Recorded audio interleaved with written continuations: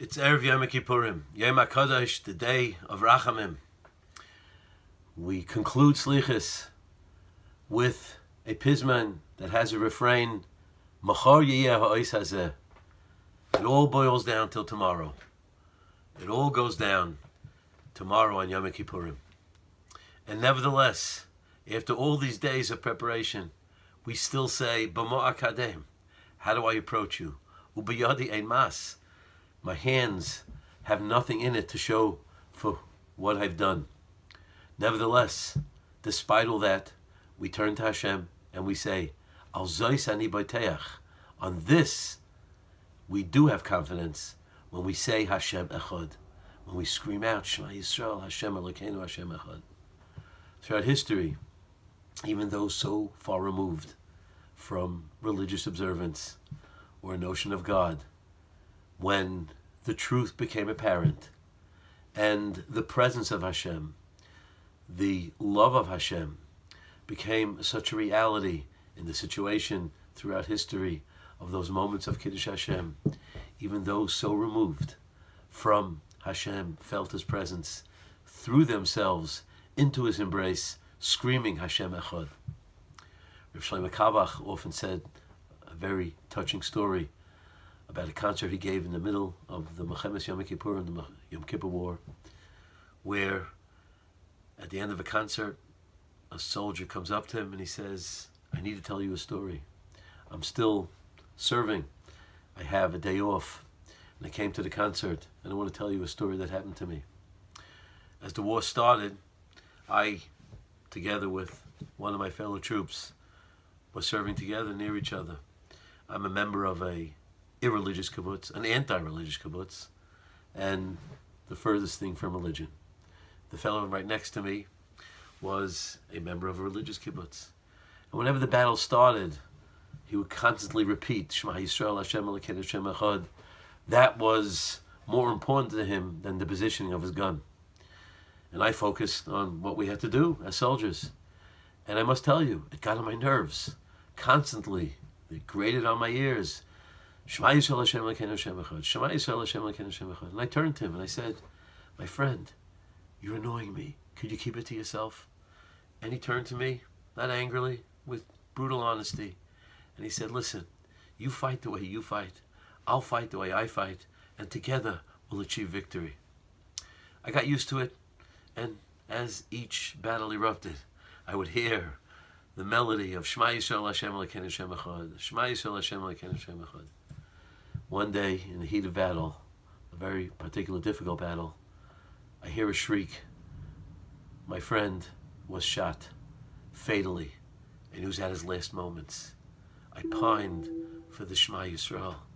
I missed it, and I turned to him, and he says, you don't know, I didn't even realize myself how much I love you, how much your Shema Yisrael soothed my soul.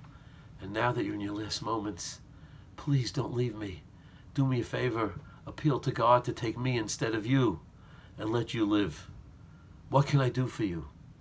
He turned to me and he said, promise me and swear to me that you'll say Hashem Echad in my stead. And with those words, his soul departed. I asked my commander for a day off so I would be able to go home, confront my wife and my children, and declare before them my new reality. There is a God. There is a Creator who cares about us. And I taught them the fundamentals of Shema Yisrael, Hashem Elokeinu, Hashem Echad. And this, I'm telling you, is what I take with me. And this is the story that I'm sharing. We each have moments where the reality comes clear to us.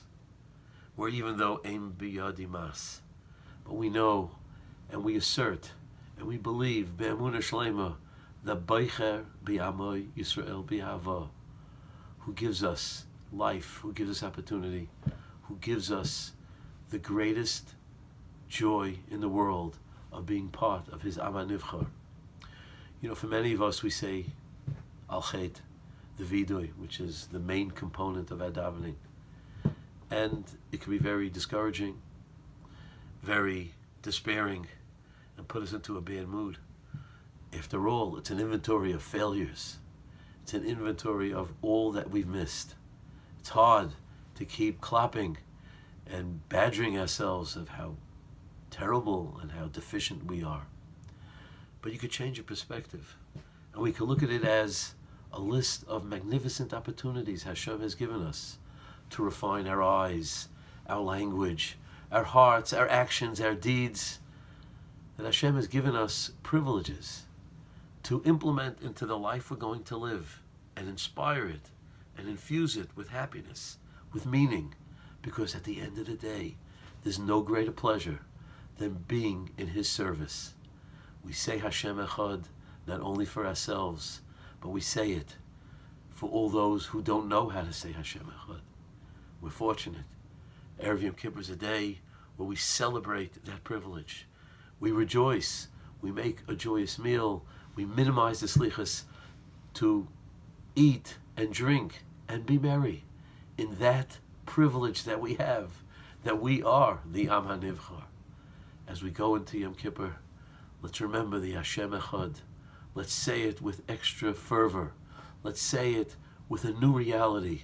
Not one who is coming from failure, but someone who's coming with renewed commitment to embrace and be embraced by the Av HaRachamim on this day of Rachamim. May HaKadosh Baruch Hu give us all a Gemar Chesima Tova. May we all merit to see soon that day. V'hoya b'yoyim hahu yiyeh Hashem Echad u'shmai Echad, with the coming of Mashiach Tzidkenu b'mheir v'yameinu amen.